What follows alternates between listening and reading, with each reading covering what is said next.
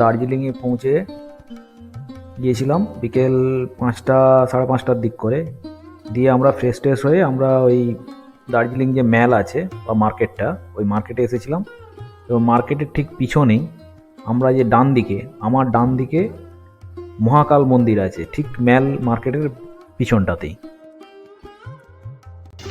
এইটা হচ্ছে মহাকাল মন্দিরের ওঠার এন্ট্রান্স।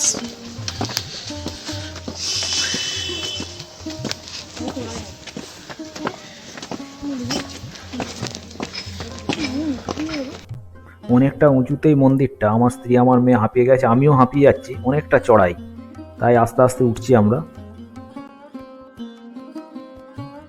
খুবই চড়াই।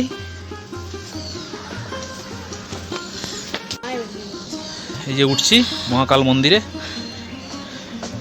ম্যাল থেকে একটু উপরে উঠে আসতে হয়, ভালোই উঁচুতে, তো ঢাল তো প্রচুর কষ্ট হচ্ছে সবারই।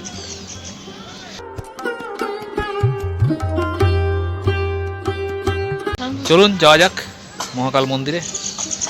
সবাই মিলে বলুন হর হর মহাদেব, বম বম ভোলে, হর হর মহাদেব। চলুন ওপরে যাওয়া যাক।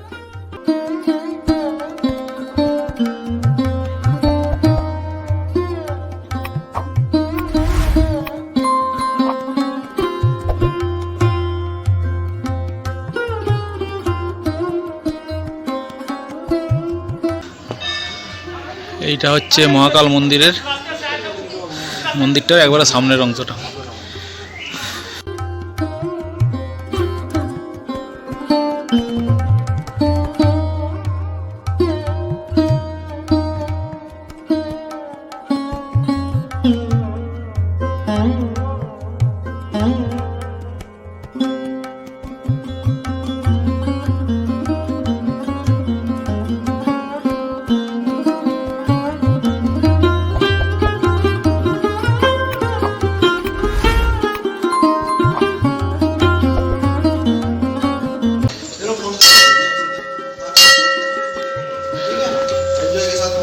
এটা সাই বাবা, এটা হচ্ছে সাই বাবার একটা মূর্তি ভেতরে আছে।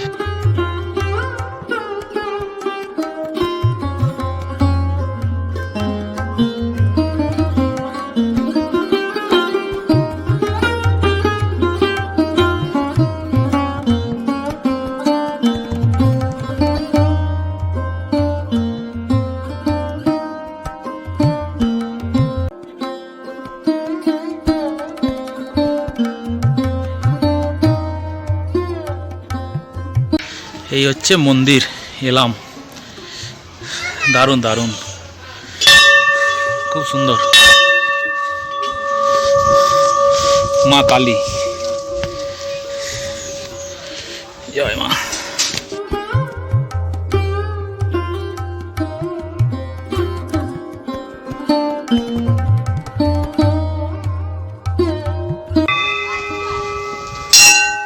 এইটা হচ্ছে মহাকাল মন্দির, বাবা ভৈরব, এখানে নন্দী আছে। ভেতরে যাই।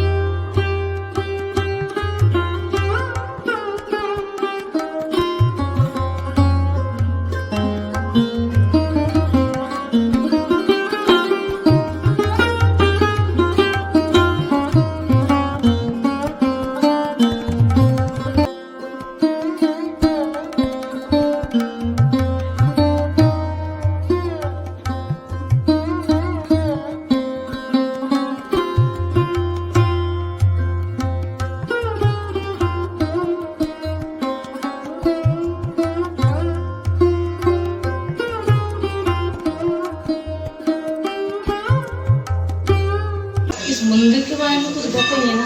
यहाँ पर हिंदू और बुद्ध का समूह में सीधा है में ये और सीधा है स्वयं अमन नहीं यहाँ का सबसे बड़ा मंदिर जैन हिंदू है तो बहुत किस टाइम में इसका काल से ना बड़ा पूजा से पहले का किस टाइम से बड़ा पूजा होता है?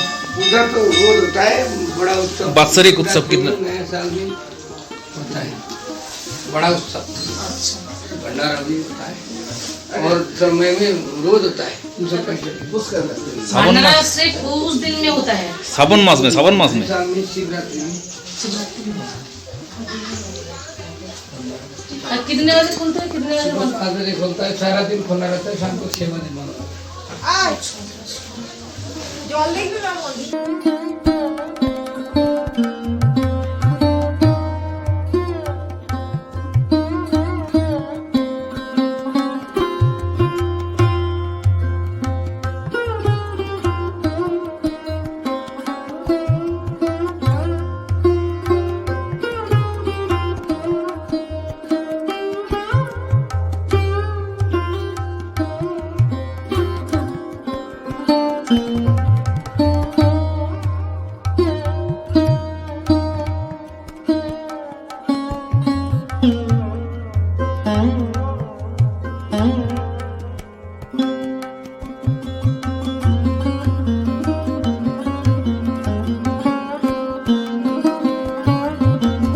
দার্জিলিং মহাকাল মন্দিরের পুজো টুজো দিয়ে আমরা মন্দিরের চারদিকে কি কি আছে সেইটা ঘুরে দেখব।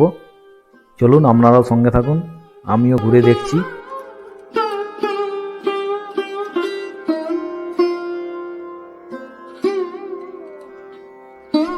এইগুলোতে বুদ্ধাম সারানাম গাচ্ছামি লেখা আছে। আর এই মহাকাল মন্দির বৌদ্ধিস্ট ও হিন্দুদের দুটো মিলন করে এই মহাদেবের বা ভৈরবনাথের মন্দির হয়েছে। এই মন্দিরটা কবে স্থাপিত হয়েছে বলতে পারছে না, অনেক দিনের পুরনো মন্দির। আর এর মন্দিরের বাইরে বা চারিদিকটায় অনেকগুলো শিবলিঙ্গ করে দেওয়া আছে। আমরা ঘুরে ঘুরে দেখলাম, খুব সুন্দর। আর পরিবেশটা এত সুন্দর, ভালো লাগছে এবং অনেকক্ষণ টাইম কাটানো যাবে এইখানটায়। খুব সুন্দর জায়গা, তবে একটু ম্যাল মার্কেট থেকে অনেকটা উঁচুতে,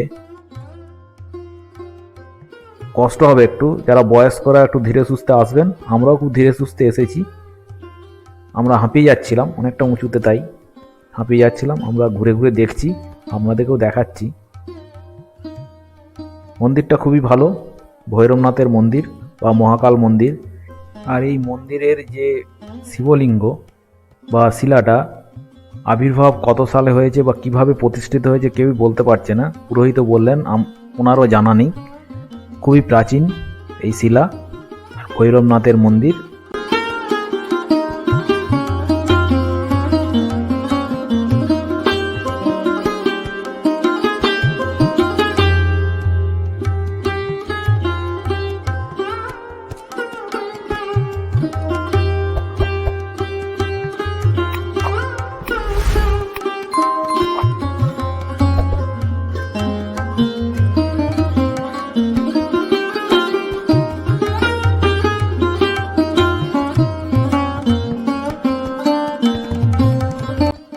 আমরা এই দার্জিলিংয়ের মহাকাল মন্দিরের চারপাশটা ঘুরে আমরা এবার নিচের দিকে নেমে যাব। আর ভিউটা দেখুন, মন্দিরের ভিউটা এইটা একটা সামনে, প্রথমেই মন্দিরে ঢোকার সামনেটাই, এবং খুবই সুন্দর। আর এই কালারিং ফ্ল্যাগগুলো দিতে আরও ভালো লাগছে এবং নিরিবিলি শান্ত পরিবেশ, খুবই সুন্দর। অনেকক্ষণ টাইম কাটানো যাবে এখানটায়। ম্যাল মার্কেটে এলে এখানটায় চলে আসবেন, খুবই সুন্দর জায়গাটা, কিছুক্ষণ বসে টাইম কাটাতে পারবেন। তবে একটু উঁচুতে, ধীরে সুস্থে উঠবেন। খাড়া, আমরা এবার নেমে যাব নিচের দিকে। আমাদেরও খুব অসুবিধা হচ্ছিল, ভোলে বাবার কৃপায় আমরা উঠেও গেলাম, পুজো দিলাম, সুন্দর নেমে গেলাম, কোনো অসুবিধা হয়নি। দার্জিলিংয়ের ম্যালের কাছে এই মহাকাল মন্দির বা ভৈরবনাথের মন্দির দর্শন করে পুজো টুজো দিয়ে আমরা নিচের দিকে নেমে এলাম। এইখানে একটা বসার জায়গা আছে, এখানে বিশ্রাম নিচ্ছি। আমরা হাঁপিয়ে গেলাম, বিশ্রাম নিয়ে এবার নিচের দিকে নেমে যাব। এই ভিডিওটা এখানে শেষ করছি। ভিডিওটা ভালো লাগলে লাইক, শেয়ার, সাবস্ক্রাইব করবেন, কমেন্ট করবেন, আর আমার এই চ্যানেলটাকে আপনাদের বন্ধুবান্ধবের সাথে শেয়ার করবেন।